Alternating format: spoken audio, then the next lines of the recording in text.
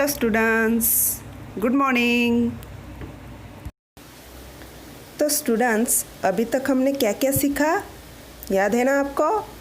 ज़रूर याद होगा। तो चलिए हम फिर से एक बार आपको बता देते हैं कि हमने क्या क्या सीखा अभी तक। हमने ये सीखा कि वर्णमाला किसे कहते हैं और वर्णमाला के दो भेद होते हैं। कौन कौन से? पहला है स्वर और दूसरा व्यंजन। स्वर कितने हैं और व्यंजन कितने हैं ये भी सीखा। फिर हमने स्वर और व्यंजन का उच्चारण कैसे करना चाहिए, उनसे जो मात्राएं लगाई जाती है वो मात्राएं कैसी होती है, उन मात्राओं को क्या कहते हैं।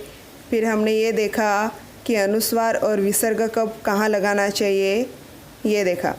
फिर हमने लास्ट वीडियो में क्या देखा कि नुक्ता किसे कहते हैं, नुक्ता का प्रयोग कहाँ करना चाहिए और कौन से वर्ण के नीचे नुक्ता लगाया जाता है, ये हमने सब देखा।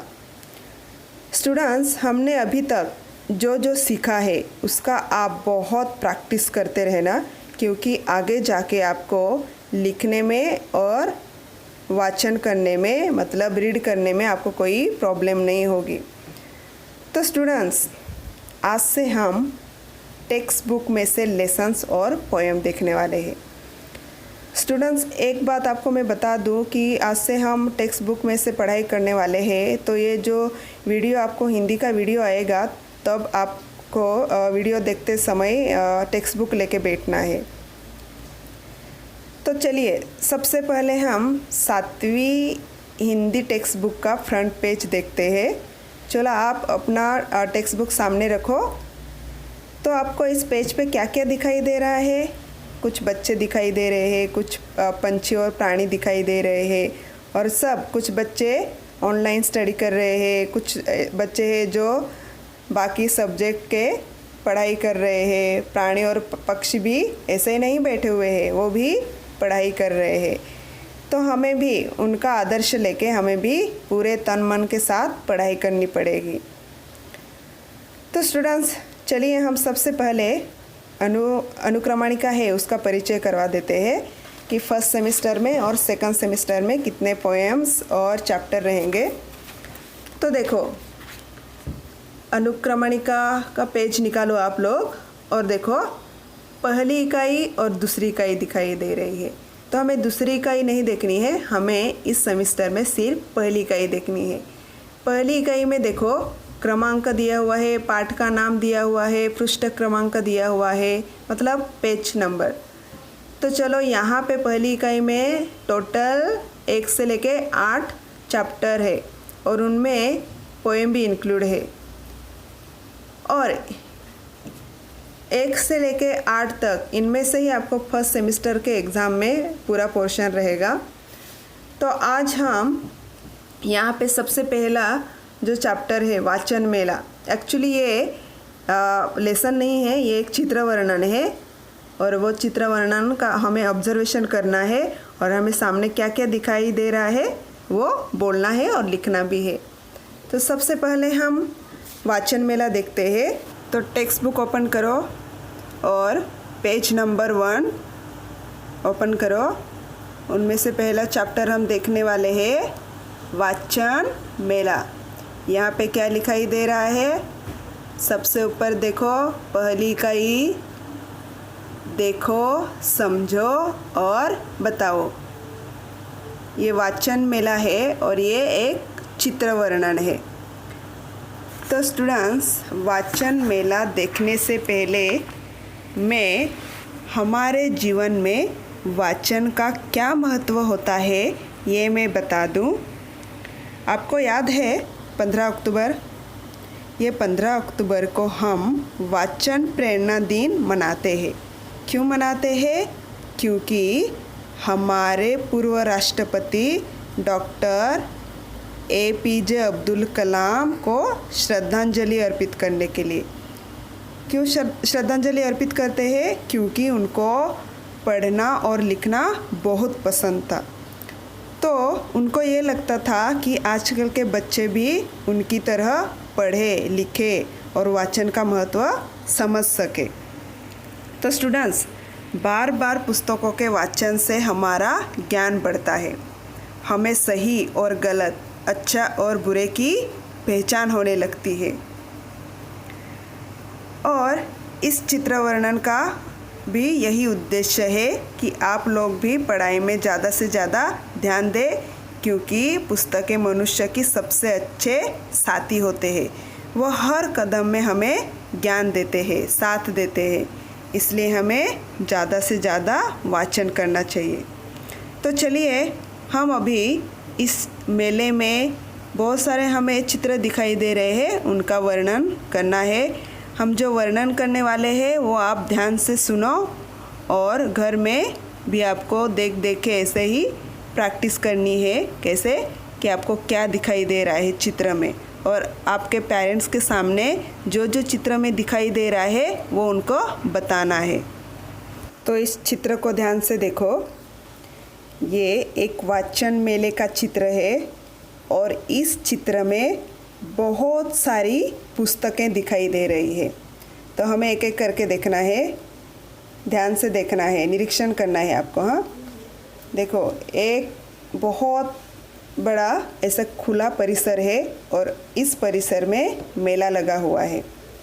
देखिए मेले में बहुत सारे स्त्री पुरुष है, बच्चे हैं और कई कई स्कूल के गणवेश में कुछ छात्र और छात्राएं दिखाई दे रहे हैं, स्टूडेंट्स दिखाई दे रहे हैं। और देखो जो यूनिफॉर्म पहन के आए हुए स्टूडेंट्स हैं, उन्होंने एक सुंदर पालकी में पुस्तकें रखी हुई है और वो शोभा यात्रा मतलब ग्रंथ दिंडी निकाल रहे हैं। पालकी देखो, पालकी में पुस्तकें रखे हुए हैं और वे ऐसे दिंडी लेके जा रहे हैं और नारा लगा रहे हैं, क्या? पुस्तकों से पाए ज्ञान, जाने भाषाएं विज्ञान। ऐसे वो दिंडी लेके जा रहे हैं। उनके हाथ में देखो सूचना फलक लेकर वो चल रहे हैं। और देखो स्टूडेंट्स, वो ग्रंथ दिंडी क्यों निकाली हुई है? क्योंकि उन्हें पुस्तकों का महत्व लोगों को बताना है। लोगों को ही नहीं तो हमें बच्चों को भी उनको महत्व बताना है कि पुस्तकें पढ़ना बहुत आवश्यक है।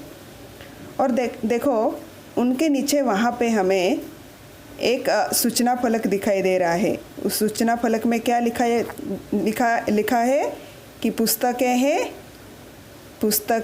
हैं हम सबकी साथी, प्रज्वलित करे ज्ञान की बाती। ऐसा यह सूचना फलक लिखा हुआ है। मतलब कि पुस्तकें हमारे मित्र है और वह हमें ज्ञान देते हैं, उसका यह अर्थ होता है। तो चलो और आगे चलते हैं, हमें और क्या क्या दिखाई दे रहे हैं। देखो इस मेले में बहुत सारे ऐसे विभाग दिखाई दे रहे हैं और उन विभाग के अनुसार पुस्तकें लगी हुई है। पहला विभाग देखो राइट हैंड साइड में, पहला विभाग है किशोर साहित्य। फिर बाद में विज्ञान कथा, बाल साहित्य। मतलब किशोर साहित्य मतलब जो बड़े बच्चे होते हैं 10th तक 12th तक, उनके लिए पुस्तकें होती है, वहाँ पे किशोर साहित्य ऐसे बताया जाता है। फिर विज्ञान कथा, वहाँ पे जो विज्ञान के रिलेटेड, साइंस से रिलेटेड पुस्तकें होती है, वहाँ पे वो रखी हुई होती है। और फिर छोटे बच्चों के लिए बाल साहित्य रखा हुआ है, वहाँ पे ई बुक्स भी है, मतलब हम ऑनलाइन भी स्टडी कर सके, ऐसे ऑडियो बुक्स भी है, सुन सके और ऑनलाइन भी स्टडी कर सके, ऐसे भी वहाँ साहित्य सीडी वगैरह रखी हुई है। तो देखो बहुत सारे लोग आए हुए हैं वहाँ पे और पुस्तकें देख रहे हैं, जो पुस्तक अच्छा लगता है वो खरीद रहे हैं। तो यहाँ पे जो ई बुक्स, ऑडियो बुक्स रखा हुआ है बाल साहित्य में, वो डिजिटल रूप में दिया गया है। तो वहाँ पे देख बाल साहित्य, विज्ञान कथा, वहाँ भी 2 लड़कियाँ हैं खड़ी हुई है बाल साहित्य के पास। फिर विज्ञान कथा के साथ एक छोटा लड़का और लड़की खड़ी हुई है और वो पुस्तकें देख रहे हैं। फिर बाद में देखो किशोर साहित्य में मम्मी अपने बच्चे के साथ आई हुई है और वो भी पुस्तकें देख रहे हैं।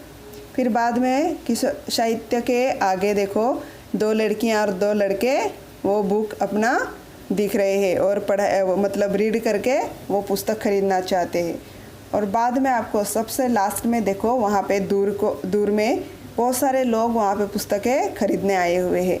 क्यों खरीदने आए हैं? क्योंकि वो पुस्तक का महत्व समझते हैं। फिर बाद में देखो, ग्रंथ दिंडी के पास में ही मम्मी अपने बच्चे को पुस्तक वो खरीद के घर पे जा रहे हैं। तो इसी तरह यहाँ पे ये एक वाचन मेला लगा हुआ है और यहाँ पे स्टूडेंट्स और बाकी के स्त्री पुरुष भी आए हुए हैं पुस्तकों को खरीदने के लिए। तो इसी तरह हमें यहाँ पे एक वाचन मेला दिखाई दे रहा है। आपको क्या करना है, ये वाचन मेला में क्या क्या दिखाई दे रहा है वो आपको वाक्य बना के जितना हो सके उतना लिखना है। मैंने अभी वाचन मेला के बारे में जो बताया, चित्र वर्णन किया, वो आप लोगों ने ध्यान से सुना होगा, है ना। अगर आपको समझ में नहीं आता तो आप बार बार यह वीडियो देखो और समझो।